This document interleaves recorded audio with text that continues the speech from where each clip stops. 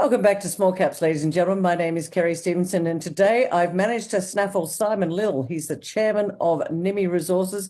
ASX code is NIM. For those of you that don't know, they listed November last year. They've been on the ground out there working away in WA in the Yilgarn district. This is basically unlocking a new West Australian nickel district. So I was pretty interested to find out what they've done. It's been a little while since we've spoken to Nimy, I think about 10 months. So I've managed to get Simon on screen to be able to give us all an update on what Nimy Resources are up to. Simon, great to see you. Thanks so much for your time today. Yes, good to see you again, Kerry. Not that we've done it in person for a while, but nice to be on the screen with you. One day, Simon, one day we'll get back together in person. But for now, luckily for us, Zoom is available. So because it's been a while since we've communicated to our beautiful audience out there, brief overview on Nimy. I mentioned you'd listed in November of last year, so it's coming up to 1 year. Who are Nimy? Why is this an exciting time? So Nimy Resources, we're a sort of smallish company. We've got a 3-person board. I agreed to come on as chairman probably a couple of years ago for very certain reasons. Luke Hampson is our executive director. He's been the main brains behind the outfit, if you will. One of the things I did like about the story is that Luke has been out there on the ground himself, keeping the package of land together, working the package of land in terms of looking at historical databases and the like over a 6-year period. Wow. So this is not a story that's been put together overnight by a group of West Perth geologists, if I can say that rudely. I work with some West Perth geologists, so I don't mean it like that. But I think your audience would understand. We've got a gentleman who's been dedicated to the task at hand, and I'm always impressed by that they put in their own time, sweat equity as they call it. And the third member of our board's Christian Price, who's a young energetic mining engineer. He's reasonably well known in Kalgoorlie. He has worked in the nickel fields in Kambolda in the past, and he and Luke work together and move around together, and he's basically supports Luke in the exercise. So there is a team of people behind that. I need to mention Fergus Jockle, who's just relatively recently joined us as a geologist. People in the West Australian market would realise that very difficult to get good geologists in Perth over the last couple of years. And I shouldn't just say Perth, but it's the market that I'm aware of. And for us to be able to access somebody's experience as Fergus. I've worked with Fergus before, and I know what his capabilities are. And I know he and Luke are enjoying getting their meeting of minds together in terms of their interpretation of what they are and aren't seen. So that's basically the team, and I don't wish to be rude. There are people behind that, of course, support, infrastructure, accounting, etc. But that is basically the team at Nimy. So. You mentioned something just a moment ago where you said they asked you to come on board as chairman, and there are reasons why you did. Because, Simon, you were very involved with De Grey. That's how you and I met. And I was intrigued as to what is it about this project and this company that got Simon Lill so interested and to take on as chairman. Yes, so look, and different people would look at these things differently. I have no doubt about that. I've got to know Luke and count him as a friend. I have appreciated the efforts that he has made towards keeping this package of land together. I quite like the backstory to the name Nimy. Nimy is a bridge in Italy, actually Belgium, I think. Sorry, I shouldn't say Italy, where it was one of the first battles of World War One. Oh. Luke's great uncle won a Victoria Cross there. And does that mean it's going to be geologically sound? No, it doesn't. But I quite like that backstory, and so there is a few reasons there.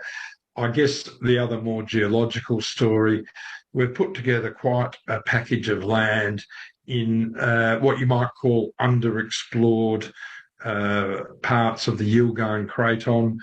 I have an old metallurgical friend who'd say if it's underexplored, it means there's nothing there. Yeah. His indication being that the old timers would have found it if there was something there. Well, it doesn't always happen like that. And I think if I use my the good fortune I've had at the Grey Mining, we're always told there won't be any gold in the Pilbara. That's right. And yet we've had one of the biggest and best discoveries of gold in the last 30 years, probably globally. Chalice and its Julima project, which is in the east of the west of the Yilgarn Craton, probably no one expected that there was going to be the mineralisation there that they have found. The Irahidi project is a big project. So Western Australia has been fortunate. It's had 3 major discoveries in the last 2 to 3 years in areas where people hadn't probably looked properly, didn't think it was going to be there, et cetera, et cetera. So it's one of the things I do like about Nimy. We have good geological background. We are a very significant package. We've got structures. We've uncovered that we are in greenstone belt. And you start to think about it and think, well, really, why wouldn't we find anything with what's been happening recently in WA? And if we get a properly structured program into the area, I would be surprised if we don't find anything, and that you could say that it's likely to be elephant country. There won't just be little bits and pieces here or there. We've got the chance to find something big. All right. Well, what I want to try and unpack is where you are right now, because what you're doing is you're chasing massive disseminated, I should say, nickel sulphide. How do you go about that? This is a big tenement. What work have you done to date that leads you to think that there could be something to discover that could be quite interesting? Yes, and in many ways you should have our geologist here to answer some of those questions. I do find nickel is different to gold, and it seems to be a more difficult commodity to find. Having said that, I think a nickel discovery is as good as a gold discovery in that the market does react very quickly and very significantly, and the demand for nickel is always significant, particularly for long life projects. Now, we are chasing, look, the holy grails, the massive sulphides, the higher grade sulphides. We are on the same structural boundary as you and me in the north, which is of course gold, but Forestania in the south, which is nickel. We have very similar structures to what they have out in the Cambolda belt when that was first discovered. So we have shown that we are extremely fertile in nickel sulphides. At the moment, we're presenting lower grades, certainly 0.15% nickel sulphides, but it's over 450 metre widths in the mafic, ultramafic zone. So they're large intersections. So there is a lot of nickel in this system. What we now need to do is start to narrow down and work out where it is captured, where it might have, where the grades have been enhanced. So that is on the massive sulphide side. The semi-massive sulphide side, we have shown that we're in komatiite flows. Now, komatiite flows, if you think Mount Keith, Yakabindi in the Leinster region, they are very significant nickel projects that were developed by Western Mining, now owned by BHP.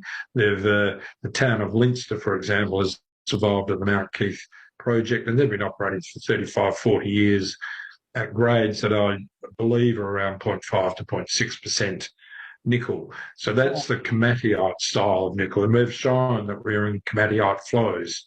So again, we need to get our grades higher than 0.15%. But the other indication of komatiites is the magnesium oxide grades, and we regularly, as we report, the nickel grades are regularly getting up around the 30% magnesium oxide grades as well, which is also very indicative of the komatiite. So we're looking at... Sorry to interrupt you, Simon. What does komatiite mean? I'm not a geologist by background, and I'm thinking, is komatiite like a stone or a, forgive me? Yes, Kerry, well, thanks for that. I'm not a geologist, but to my understanding, it's an ultramafic form of lava. So it's derived from volcanic forms. It's high in magnesium oxide. It's from a Archean era, 2.5 billion to 4 billion years ago. So it's an ancient form of lava flow that is often carrying higher grades in nickel. Oh, so okay, so that when you got that, you're basically saying I'm heading in the right direction. That's an indicator, rather like it is for other commodities, if you like. Yes, at the moment, just because you've got komatiite doesn't mean you've got a nickel project, but it's a nice indicator to have for a certain style of nickel deposit. Yes, different to the massive sulphide form. Okay, so what is Nimy doing? Because it's been, as I said earlier, we haven't spoken for a while. What have you guys been doing over the last 6 months?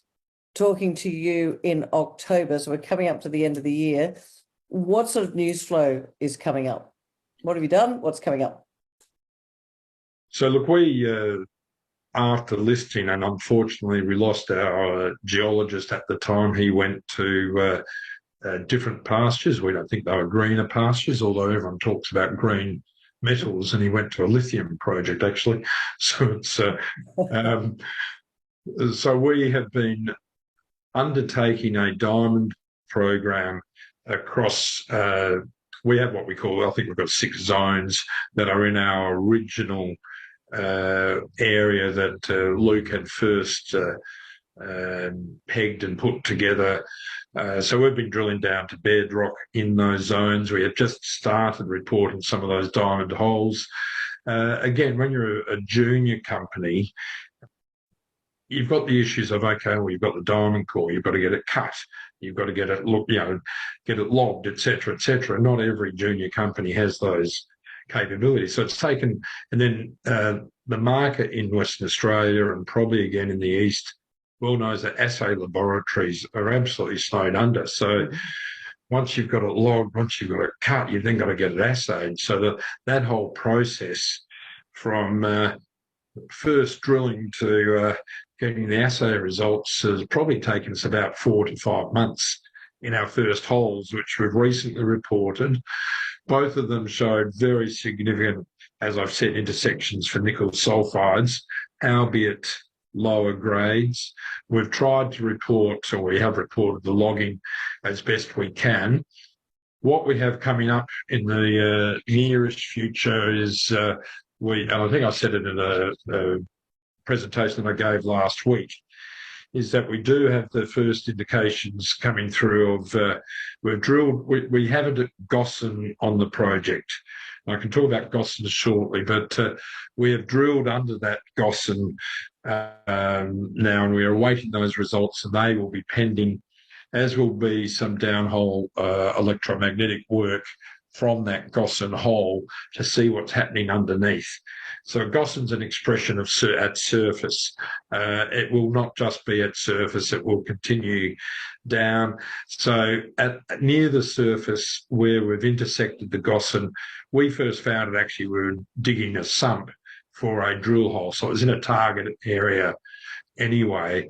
And then in digging the sump, they uncovered the gossanous material. So it's at surface.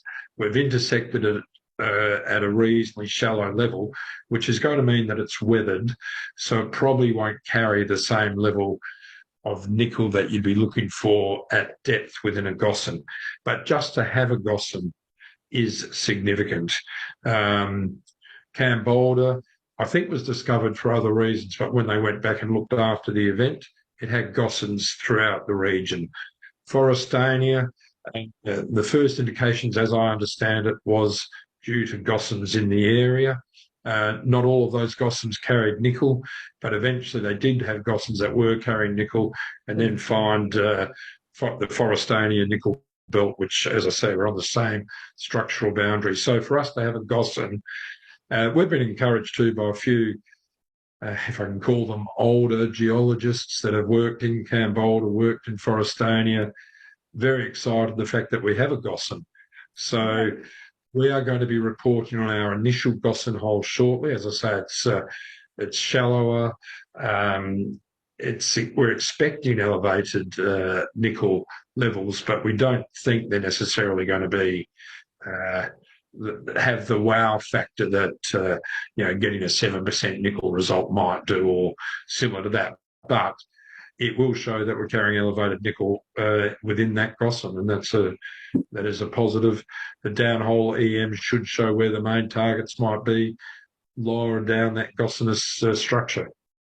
So, look, that result will be coming through shortly, as will the downhole EM results, and we still have some other diamond hole results to report. So I'm going to have a drink of water now. Yeah. It's. I was about to say it's Friday, but it's not. That's kind of where I wanted to go from. Was this is a big tenement? It's you're kind of unlocking a new area. How do you choose where to go and what's next? Like, you're waiting these assay results. You've got the Gossan. Clearly, that's saying to you this is potentially got another discovery to make out here, and this could be a large, massive, even nickel sulphide project. How do you choose where to go to next? And I guess what I'm getting at is, how do you spend shareholder money wisely in such a large area? Yes, look, it is a really good question, and again, the experienced geologists that we have on board. So how do you cover 1,700 and actually I think it's more than that now. It was 1,700. I think it's 2,200 square kilometres of territory as a junior in a virgin sense. A lot of it has not had a lot of work. If you go back to the WA geological maps, it shows as granite, and yet we're proven that there are greenstone belts on it and a whole lot of structure. We've got an 80-kilometre strike length. We are focusing on the zones that we have done some of the initial work. But look, it'll be a combination of putting all the historical data together, and there's not necessarily a lot of that, but there's people have poked over the area for gold, for nickel. We think it's prospective. Seems to show some indications of lithium. Of course, you'd want us to say that. Do you know what, Simon? I actually don't want you to say it, because everybody's saying they've got lithium. Yeah, so I know. And look, the other metals, I should say, that everyone's after are rare earths. And they do seem as though they're not necessarily that rare. But one of the first things to the west of our package, and you can see it if you look at our tenement package, there's a little square that I insisted that we pick up. And it actually looks like a lot like Mount Weld. It is circular in structure. It's probably a carbonatite. This doesn't mean it will be like Mount Weld and that it will carry rare earths, but it's just something that my history with Fergus is that both of us worked at Mount Weld before it became well known, as it now is with Linus. As a little bit of history, it used to be, for a very brief period, 100% owned by Anaconda Nickel, where Fergus and I used to work many, many years ago. Wow. All right, so we're running out of time. It's a good indication of what you're doing. It sounds to me like there's going to be a lot more news flow going forward. It's been a little bit quiet, but to me, it sounds like you've done some groundwork. There's some assays pending in the lab. That's going to come back. More drilling to happen going forward. So a busy end of the year for Nimy Resources. Is that right?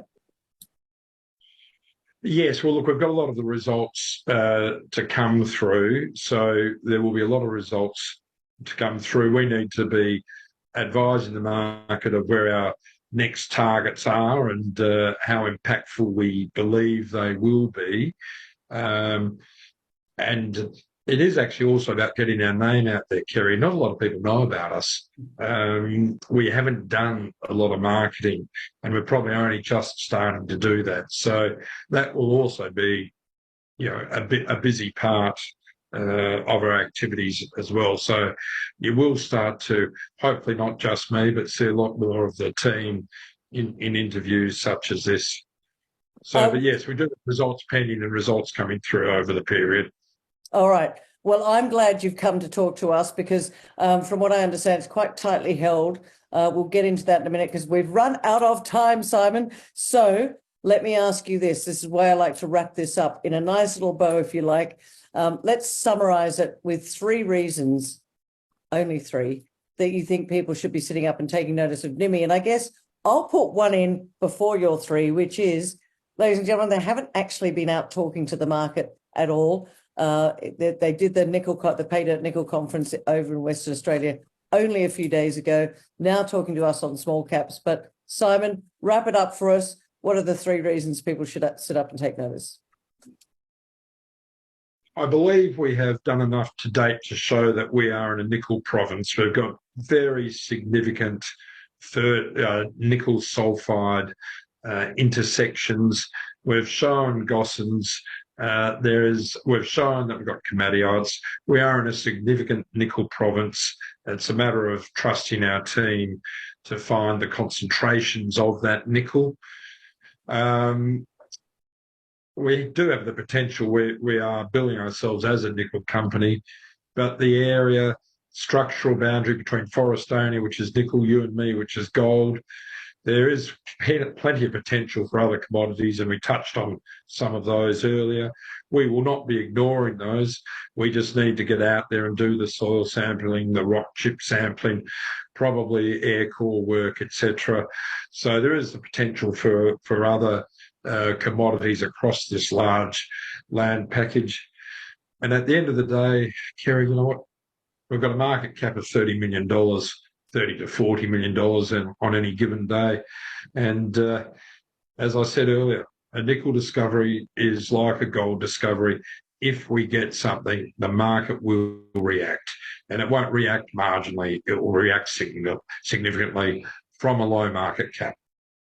All right. Well, there you have it, ladies and gentlemen. Over in WA, unlocking a new WA nickel sulphide district, not just an area. And also, as Simon rightly pointed out, over 2,000 square kilometres, but they're being very cautious to where they put the drill hole in. Lots of news flow to come, and I'll make sure that Simon comes back on to give us an update as those assay results come back in. Simon, great to see you today. Thanks so much for joining us on Small Caps.